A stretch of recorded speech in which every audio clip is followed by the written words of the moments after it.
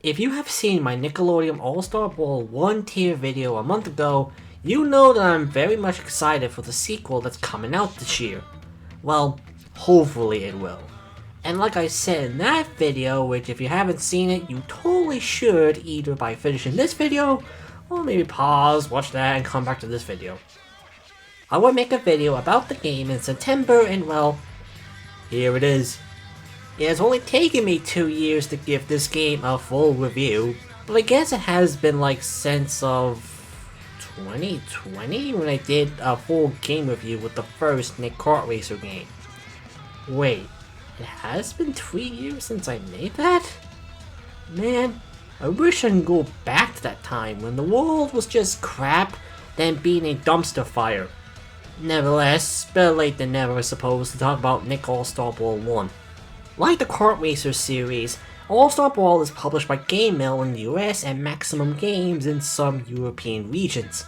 However, the game was developed by Ludosity and Fairplay Labs.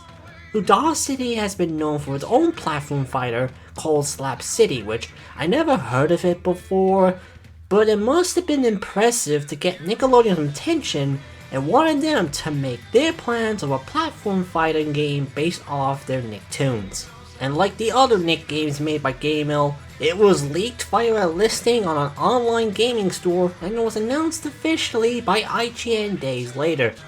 Trust me, we're on 5-5 on that. It's just how the system works here, I suppose. But when this game was announced, a lot of people were hyped for it. You really had to be there where everyone was excited over this game.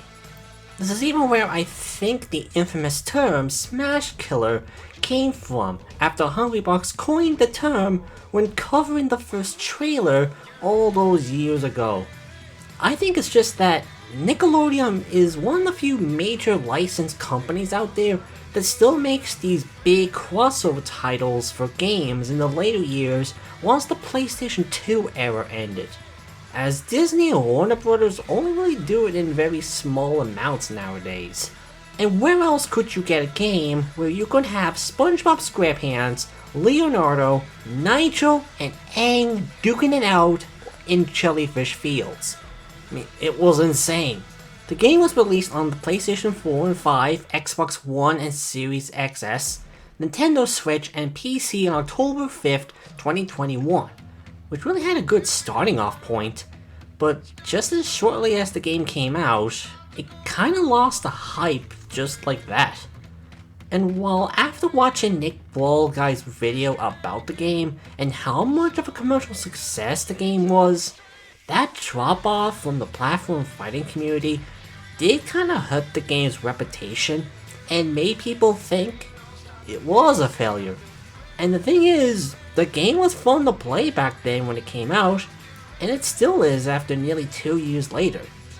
But you can tell it wasn't given the budget or even the time to really work out the rough patches, as more likely, Nick didn't really have much expectations for it, or for whatever reason they had to do that. You know, this isn't new for Nickelodeon at all.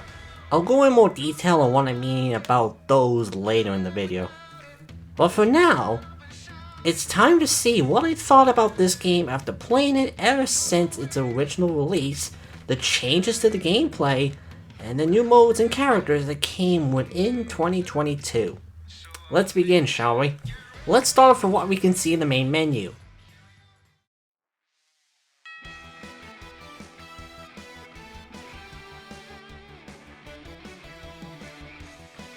We get to see 4 different sections to go into: Battle, Arcade, Online, and Extras. And it does have that kind of Smash Brothers like layout to it, which, yeah, I know I'm going to be comparing this a lot to Smash Brothers, but it is essentially Nickelodeon's Smash Brothers, so the comparisons are just bound to happen. The extras have 4 different options to select: the gallery, which is mostly images of either the character's render artwork, the stage teamed up the character and their series, and just a random image of the character in their stage. And in some cases, some other renders of other characters like Gary, Gecko, and a few other characters like that. Move list just as simple as it sounds. just gives you a list of the character's moveset and what actions are needed to do the light, strong, and special attacks. Replays allow you to watch some of the matches that you have played once you save them by completing a match. And the jukebox is where you listen to the game's music. I mean, glad to see that's still a thing in video games nowadays. The online mode is of course where the most important part of a platform fighter comes in to some. Not sure how many people played it when the game came out, but nowadays, you'll be lucky to find another player to fight with. I recall this game was meant to have rollback netcode, which would allow players to get to matches with other people outside of the console they own, but it never really happened for whatever reason, so that's probably even limits the online experience even more so. But what it does have to offer is a competitive play, which is only 1v1 and only about a few stages are available to use as they don't have any stage gimmicks or hazards. So like the Battlefield and Final Destination stages in Smash Bros. Winning or losing will either add more or take away points from the victory score just for bragging rights really. There was also a standard quick play and later in the game's one, an item quick play, for those who don't want to deal with sweaty players. Well, if you can even find one nowadays. And finally, online lobbies, which allows you to set up a lobby of whatever rules you want to make with your friends, like the amount of players, the type of match, and much more. From what little amount of time I was able to get to play online with other players, it works fine. The lack of a rollback netcode does limit the player base though. As far as I know about it, it does allow a console owner to play with other players from different consoles and PC. So if you have the PS5 version, you may only get people from using that console only. I think anyway. I'm not used to this whole online tech element, so I could be wrong for all I know. Just don't expect to get much out of it nowadays unless you ask a friend to make an online match.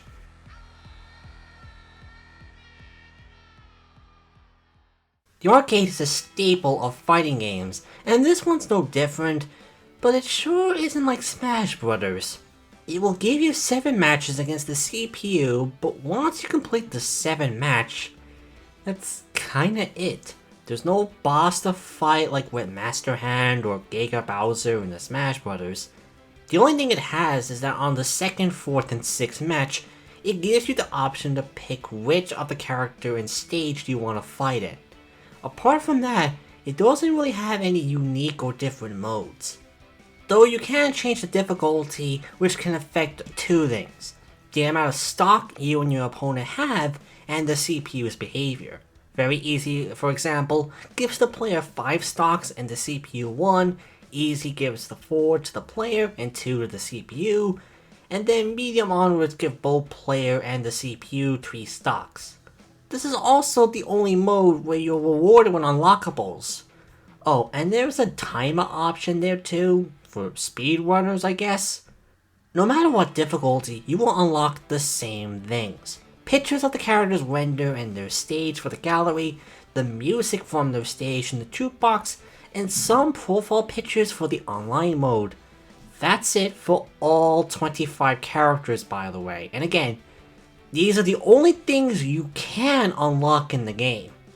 I guess it's more than what Multiverses gives for its arcade mode, but it's still lacking much. How about make some of the characters be locked, and completing the arcade mode is how you get them. It would at least give the mode something to work for. But hey, it's still a decent arcade mode. There is something else noteworthy to talk about when it comes to the arcade mode, but I'll get into that much later. But of course, the main hub to get the main gameplay mode for either single players or local play with people, if that's even possible to do with a very online heavy world. Before we get into the main 3 game modes, let's take a little look in the trading mode. The trading mode does what this mode should do: allow the player to test out the character and their movesets within the pace, while also getting a feel of the other elements of the gameplay, like seeing the CPU levels, testing the items out which they can spawn all over the stage, and seeing the damage percentage, which is a standard. but still effective. But it does have an option to show the hitbox for the character's attacks and the items. There's even a frame-by-frame mode, which allows you to see the movement of the character's attack and when the hitbox comes up. That is a cool feature to see, and, well, shows some of the characters and the items can be insane with how much of a hitbox they have. And now, onto the main 3 game modes. This is where you're getting the most of the game after the arcade and the dead online modes. We have stocked, timed, and sports modes. You know how these work. You have a certain amount of stocks or lives and have to fight the rest of the characters until either the last player or team stands. You can change the amount of stocks to 1 to 99 depending on how much time and effort you're willing to put into this game, I suppose. You can adjust some of the options in the mode, such as having a timer, having items in the match, dealing with critical KOs, which I'm not so sure how these work, but it does add something to the rounds, and having an option to be team-based or standard 1v1 to free-for-all, while also having friendly fire there too. And like the stocks, you should know how this works. You can set a certain amount of time to a round, and whoever gets the most amount of points from the KOs is the winner. A lot of things I said about the stock mode carries over, like the items, teams, critical KO, etc. The only thing that annoys me is that for some reason, they don't show the score count in this mode. Unlike Smash Brothers, Multiverses, or any other platform fighter that usually shows how many points a player has throughout the round, Nickelodeon All-Star Brawl doesn't show you anything, so you have no idea on who is currently having the lead until the end. And what's worse is that in the sports mode, which I'll get into soon, it does have a point count for the match, so I don't really get why the timer match never got this and more likely never will now. Was it really that hard to add into the game? I don't know. But still, it has the modes we expect to see from a platform fighter. Sports is the one unique mode Nickelodeon All-Star Brawl has, as this is carried over from Slap City. You can have the matches be point-based or timed like the other modes. You can even have the items on and critical KOs too, but what's important is the ball type you can play.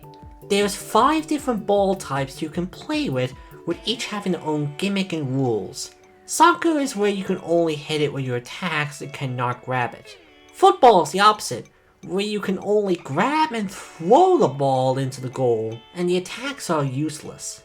Timing ball is a weird one.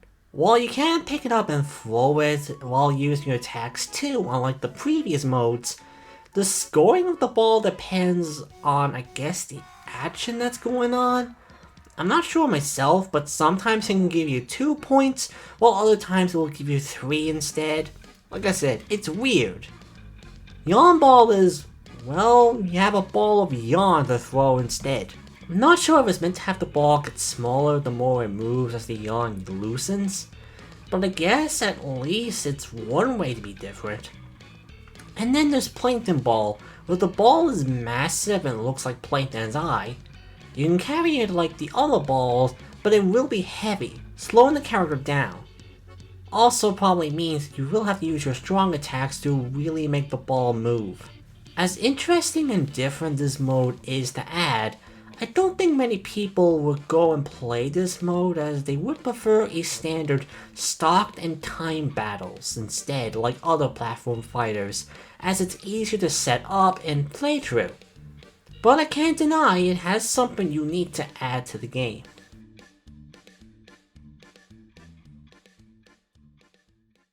When you have a company that has hundreds to thousands of popular characters from countless Nicktoons, it will be difficult to decide who joins the roster. Oh man, I bet it was so hard to decide on who would be in the game. The crew must have had to really think long and hard to pick which character and series should be represented. Wait, I feel like I said this before. For a much more negative point made to a game. Well, luckily, this isn't the case for Nickelodeon All-Star Brawl. Since of October of 2022, the game has 25 characters from 17 Nickelodeon series. The game launched with 20 for its base roster, added 2 free DLC characters, which there was a reason why, but it also means if you only start playing this game now, you won't even know that these characters were added later in the game's life. And finally, 3 paid DLC characters. Now, you want to know how I rank the characters in the game? I will leave a link to my Nickelodeon All-Star Brawl tier list video that I made back in August, it's be somewhere on the screen, as it mostly goes into detail about every character and what I did and did not like about them in the game. With the amount of shows we have, some of them will have more representation than others. And well, only 5 of the Nicktoons have more than one character chosen, such as SpongeBob SquarePants, as we expected should. We have 3 characters, SpongeBob, Patrick, and Sandy. The whole Avatar series, which I'm putting both Last Airbender and The Legend of Korra together because they're basically in the same universe, also has 3 characters, Aang, Ta, and Korra. The Loud House only has 2 characters with Lincoln Loud and Lucy Loud. Always kind of found it weird that despite that this show is being just as popular as SpongeBob nowadays, these Nickelodeon games, the ones from Game Mill at least, don't really use the amount of characters in the show beyond Lincoln, Lucy, and in the case of Kart Racers 2 and 3, Clyde McBride. But I could argue that's a good thing given how many people tend to dislike this show, so just having 2 characters from the show on the roster is just something they can accept. TMNT has the most amount of characters with 4 picked: Leonardo, Michelangelo, April O'Neil, and Shredder. As you can see, the designs are based off the 80s animated series. Guess Nick really does not care about Wise enough to use those designs in a console game. And finally, there is Ren and Stimpy, as it has 2 characters, Ren and Stimpy as a duo character, and Pow the Toastman. After that, we have a lot of one-only show representation, such as Sim, CatDog, Reptar, Nigel, Helga, Danny Phantom, Oblina, Garfield, Gen XJ9, Hugh Neutron, and Wacko. When the game first launched, the base roster was from SpongeBob to Oblina. So not a bad starting lineup of characters from, at the time, 12 Nicktoon shows. But remember what I said about the 2 free DLC characters? Well, both Garfield and Shredder were meant to be a part of the base roster, but more likely due to Nickelodeon wanting the game out earlier than planned, they were released later on and be free DLC characters to maybe keep the game going in the public eye. And on May 2022, after seeing how much Nick All-Star Brawl sold, it was announced a season pass with 3 characters will be coming throughout the year, with the first character of the pack, JXJ9, being released alongside the announcement. The other 2 characters, Hugh, was released in August, and Wacko was released in October. And while there is a full bundle with the 3 characters that has their stage and costumes that costs around $12, each of the characters were able to be purchased individually with their stage and skin for $5 each. Now, while I do think the roster is good and which series got the amount of characters is handled well, there's of course some questionable decisions, such as with the Turtles. While it is cool to have April and Shredder in the roster, it does look strange to only have 2 of the Turtles in the game, with Leo and Mikey, while Raphael and Donatello are nowhere to be seen. Especially since I could see how you can make the 4 characters have their distinct weapons and abilities that make them stand out. And having Hugh, while it was awesome to see the crew acknowledge the Hugh Nation memes, it did give some people mixed thoughts on why Jimmy wasn't added, the main character of the show. Well, at least the sequel is changing that one anyway. But with that being said, the game does not have any alternate colors for the characters if more than one player chooses them, which is, like with the lack of a score in the timer mode, I don't get why this was not added. It has been a standard from Smash Bros. From decades. Even Multiverses had a lot of ways to tell the player apart with alternate colors and even a certain outline to help. But Nick All-Star Brawl doesn't have it for some reason. Well, except for one thing, but it's a hit and a miss with a lot of them being misses.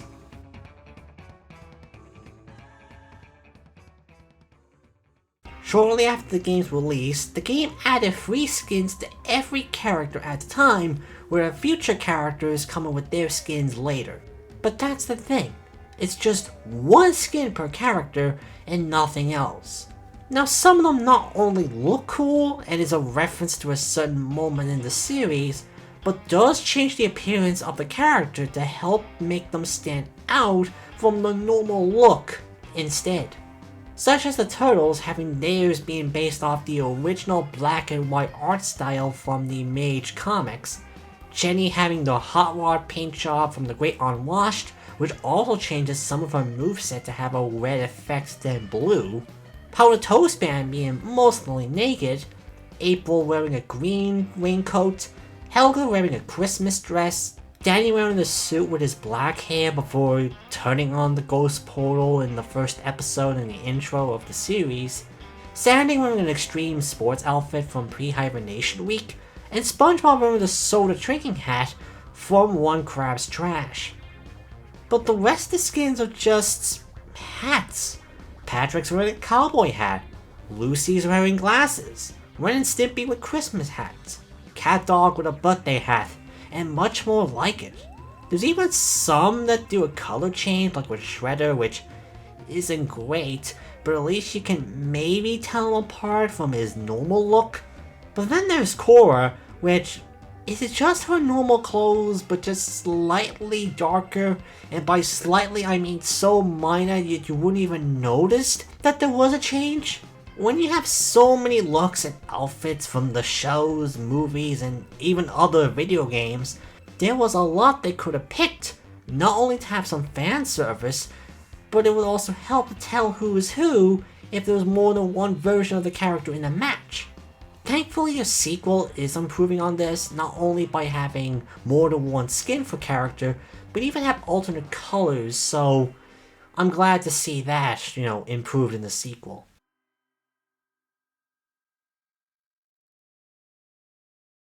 Like with the characters, the game has 25 stages which are all themed around a location of the series, such as SpongeBob having Jellyfish Fields, Lincoln having the Loud House, Danny having the Ghost Zone, Oblina having the Dumps, and a lot more.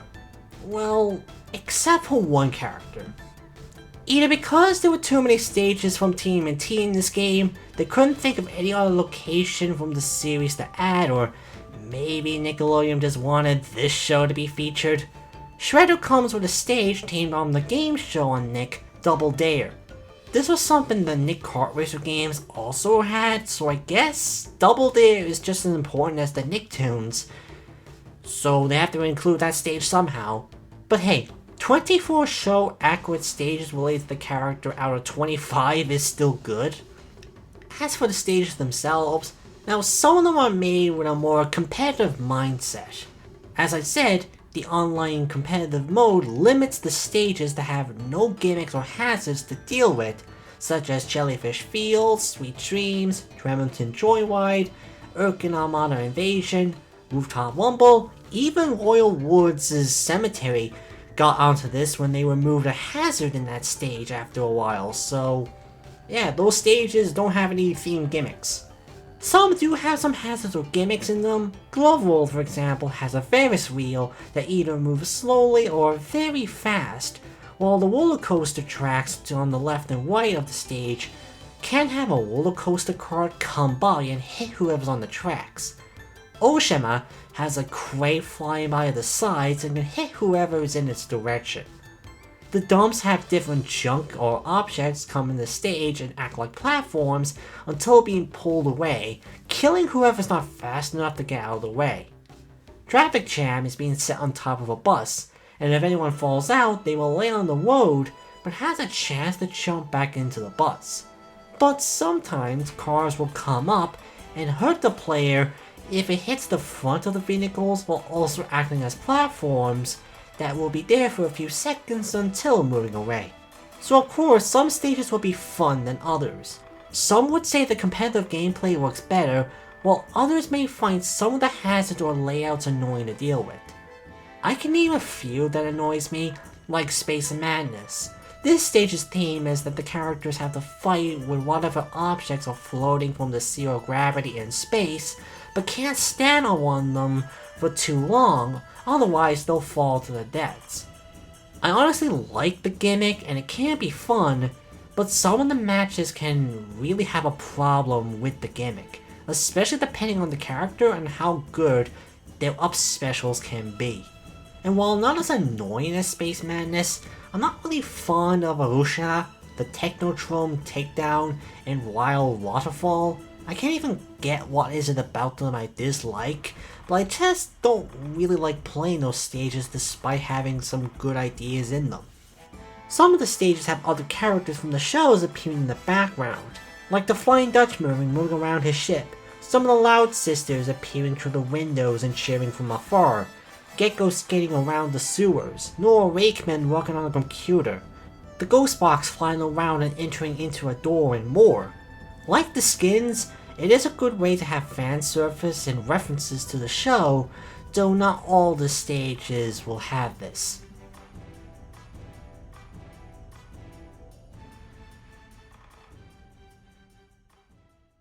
Later throughout the game's lifespan, items were added into the game for free, which can make the matches get crazier. Once again, it allows to have some references to the show while having their own benefits to whoever gets to pick them up first. Though some of the items will hurt the player who uses it, like drawing the log from Blammo, the trash can, Arnold's boombox, Reptar Wagon, and Sandy's rocket, but most do focus on hurting others like the Urkin guidance ship, an anchor, Sucrose' boomerang, Squidward's clarinet, and more. There's even a healing item with the Krabby Patty. In a way, the items feel like a critical KO to me. The main game is fun enough for the character moveset and the stages to do a lot as it is, but the option for items are there to mix things up and does the job. Especially when you can pick which items to appear in the match and the frequency from low to high.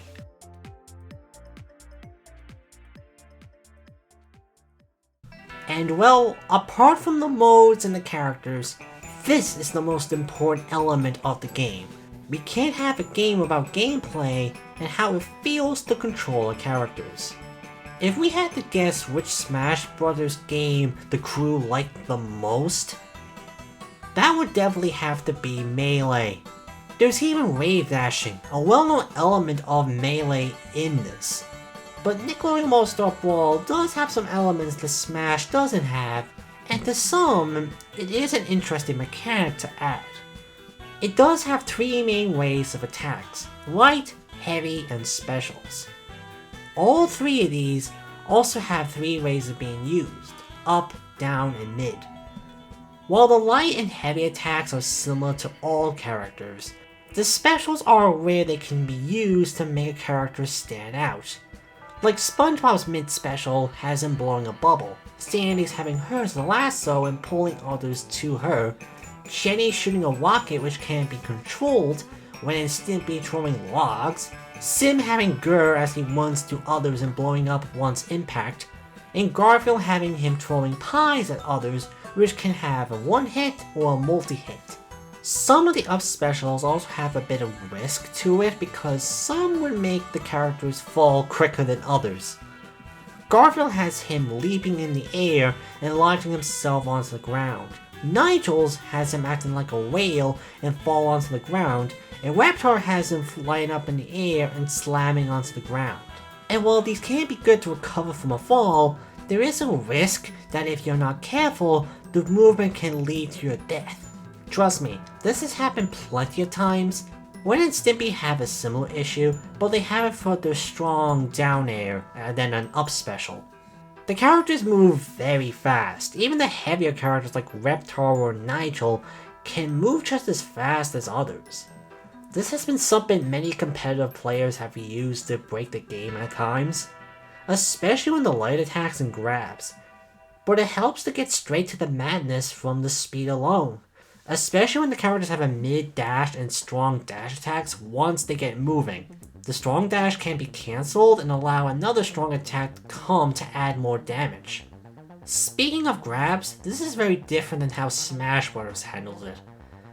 whereas Smash would only let you hold onto a character and either throw them in the air or do a 4-directional attack from up, down, left, and right, depending on what position you're in. Nickelodeon All-Star Brawl, though, has you literally carrying the characters and throw them, canceling their attacks, and even doing this in the air, and maybe can use the up strong or down strong to make it an easy point. There is no difference between character heights, so characters like SpongeBob, Oblina, Sim, and more can pick up characters that are very heavy like Reptar, Jenny, Nigel, and more. So it's just something funny about that, seeing characters like SpongeBob, who is so weak that he can't lift up 2 plushies, being able to easily hold Jenny with one hand. Speaking of which, Jenny probably has the best grab in the game, as everyone else needs to be close to make the grab work. Jenny though, she can extend her hand much further than others and pull whoever she grabs to her, like Sanity's mid special. Oh, I almost forgot about blocking and the one new element to the game, the rock, paper, scissors mechanic. This time you don't have a certain amount of time for blocking like you do in Smash Bros. And as far as I'm aware, it doesn't break even after a huge amount of attacks. The most it does is that it pushes you back. It only breaks if you move to the edge of a platform. I mean, I guess that's one way to be different, I suppose, even if I never really used it myself. Now, the rock, paper, scissors thing, to be honest, even after 2 years of playing this game, I still got no idea on how this works. Hell, as I wrote this portion down, I had to look this up on Super Combo to find out how this works. So from what it says, a strong mutual can beat up a strong up can beat up a strong down, and a strong down can beat up a strong mutual. Usually when this happens, it will cause one of the players to spin, leaving them vulnerable for a few seconds. On one hand, it is something different and new to add into the game that Smash Bros. Doesn't. But on the other, it's just a weird mechanic to really have. So, it's no wonder why Nickelodeon All-Star Brawl 2 is cutting this out. For the best, probably.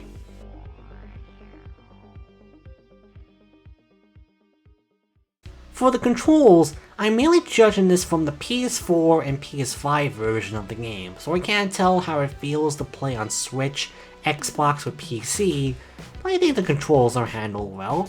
The game allows you to have a certain amount of presets, which you can change the commands on the button depending on the playstyle, and renaming the playstyle to make it easier to tell which one you want to use.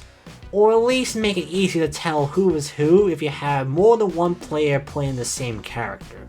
But at the end of the day, it's fairly easy to pick up and play.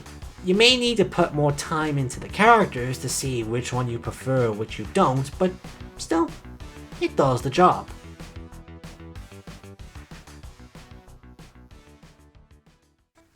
The visuals is something that I will admit is a hard thing to explain exactly, as there's a very 50-50 point to be made about both the character models and the stages.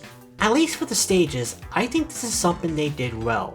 The visual style of the stages do try to fit the style of the show within a 2.5D area. The character models may depend on the art style of the series, as some look pretty good in here. Jenny and Garfield, I personally feel like they hit the perfect balance of remaining true to the 2D style of their shows, while looking good in 3D. Other characters are put into 3D well, like Oblina, Helga, CatDog, Reptar, and Sim. SpongeBob and Sandy also look good in this game, though some of the other SpongeBob games have better models for them, like with the Cosmic Shake. And also, it's only taken this long for a Jimmy Neutron character to look good in the video game, despite being in 3D already with Hugh. With that being said, I personally think Patrick, Danny, and Wen look like the most off-looking models within the game. Patrick honestly doesn't even look that bad, but there's just something about it that just looks off compared to SpongeBob and Sandy. When it's just a case that the show is already a hard series to translate into anything but its distinct 2D art style, but unlike Stimpy, who has a bit more room to work with, Ren's a very smaller character with his extreme facial expressions, so maybe he could work in 3D, but at least in Nick All-Star Brawl 1, not so much.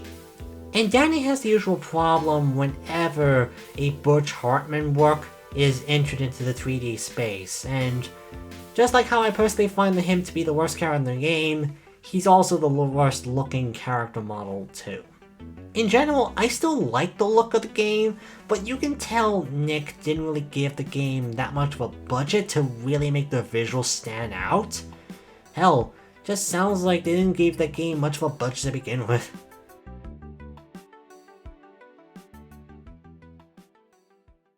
And finally, the last few points I want to talk about. It's one thing to have the characters from the shows in the game, but getting the music and especially the voices is just as important as the gameplay. It helps to give the game some form of life and personality through these characters and their stages. Though at first, the game didn't have any voice acting at first.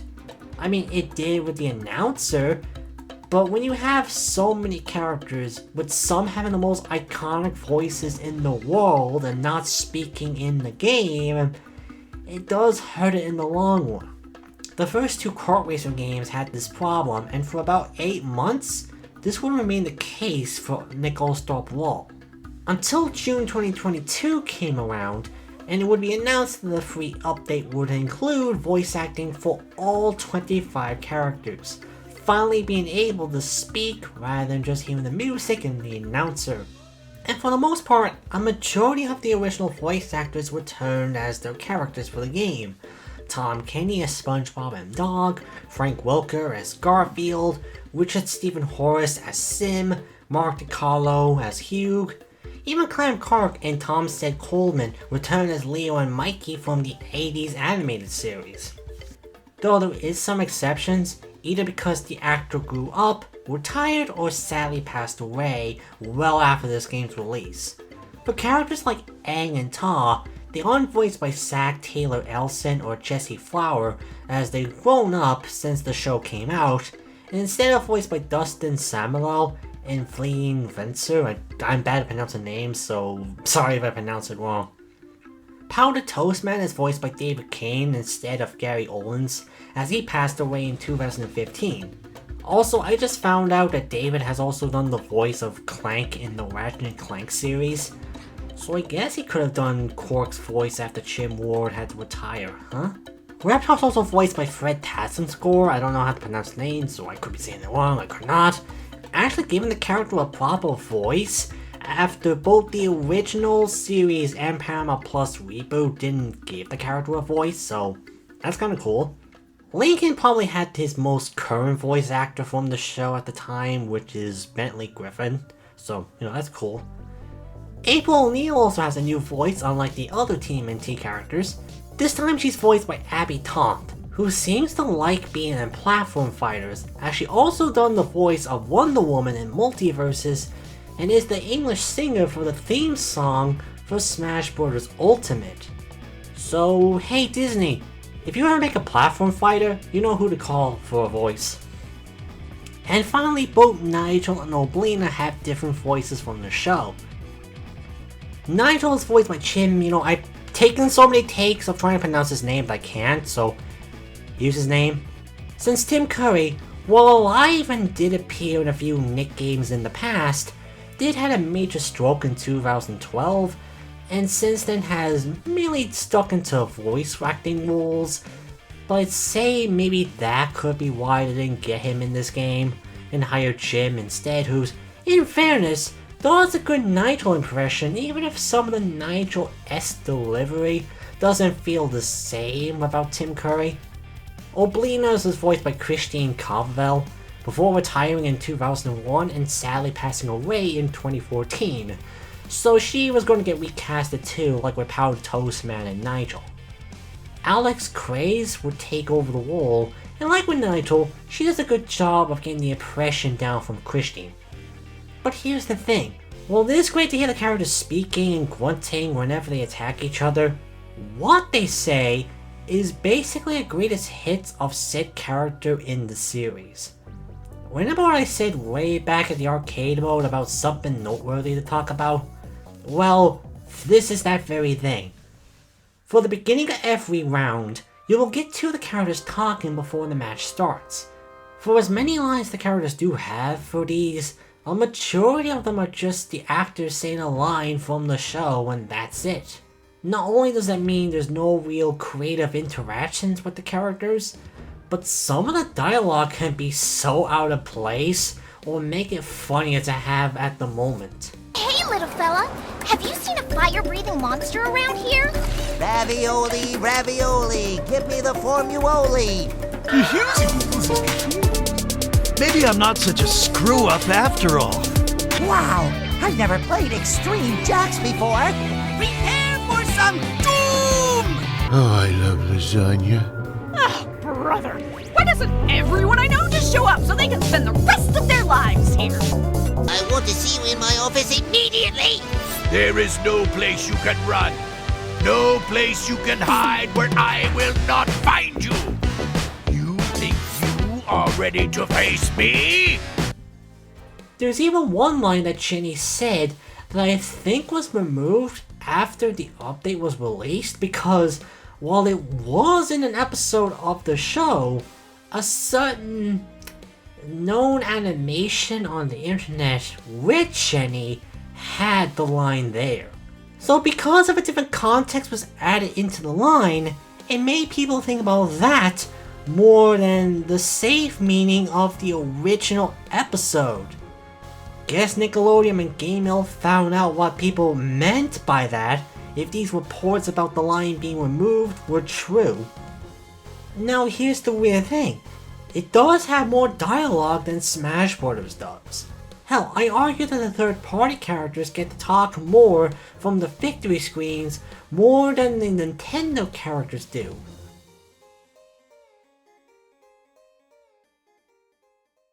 So it may have that over Smash, but then when you see how Multiverses handles the dialogue for its characters by adding new lines for the game, but more interactions between certain characters. Like you can have Batman shit talk Shaggy, Taz wanting to eat Tom and Jerry, Marvin asking Rick if he wants any tips for shooting with a laser gun, Bugs mocking Arya, Harley being happy about teaming up with goddamn LeBron James.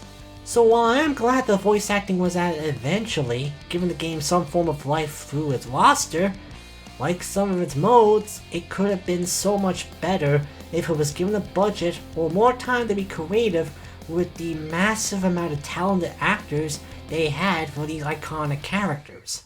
And finally, the music. This is something I'm just meh about, to be honest. Like, it's not bad, and at least for the Nickelodeon games, it is their better outings when it comes to its music and its attempt of getting the music from the shows down, but it does sound like a stock version of some of the themes from the show. There's only a few music tracks that really stand out for me, like Flying Dutchman's Ship, Royal Woods Cemetery, Space Madness, Duck Pie Duck, and a few more. Hell, Jenny's stage feels like it's trying its best to be like the theme song, but not quite hitting the same notes to probably avoid paying a fee over it. But most of the other songs in the game are just okay, or nothing much to talk about. Well, except for Glove Rolls. That's the only one where I do not want to hear it anymore after this video is made.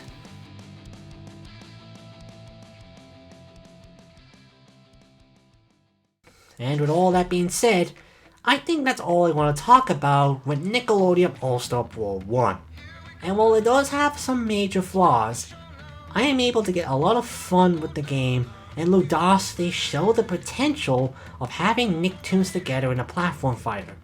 And I am glad that it's getting a sequel, not only to improve on the flaws of the first game, but to show the series is worth having.